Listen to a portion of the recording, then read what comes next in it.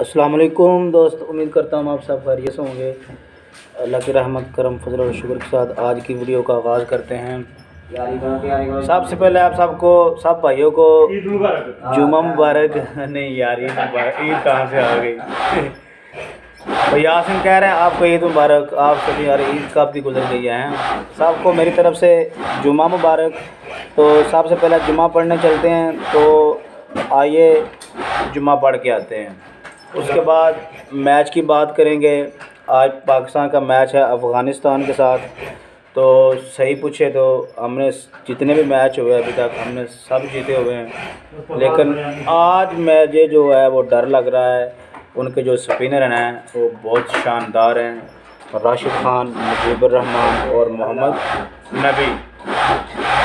जो गुगली है ना उनकी, वो मुझे तो डर लग रहा है। सही बात में मुझे पता नहीं क्यों लग रहा है। एक और मैं बात बताता चलो, जो दोस्त है मेरे, वैसे भी आप पॉइंट टेबल जो भी है वर्ल्ड कप के जितने भी मैच हुए वो देख सकते हैं। अगर आज पाकिस्तान अफ़गानिस्तान से मैच आता है तो इंडिया की टीम जो है वो बाहर हो सकती है। किधर गया?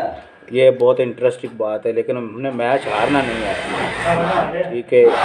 लेकिन मुझे तो पता नहीं, कुछ डर सा लग रहा है। जुम्मा पढ़ने चलते हैं, आइए जुम्मा पढ़ के आते हैं। टाइम तो वो काफ़ी हो चुका है, तो मेरा 35 मिनट रह गए हैं। आइए जुम्मा पढ़ के।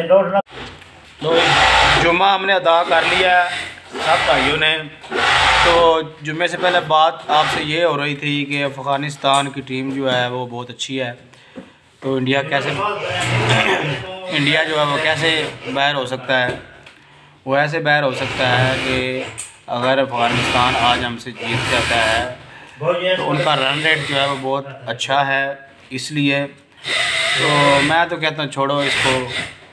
अभी इंडिया ने अपने सारे मैच खेलने, अभी एक मैच उन्होंने खेला है, तो देखी जाएगी मोबाइल से या जो भी होगा। तो हमने मैच जीतना है अफ़गानिस्तान से।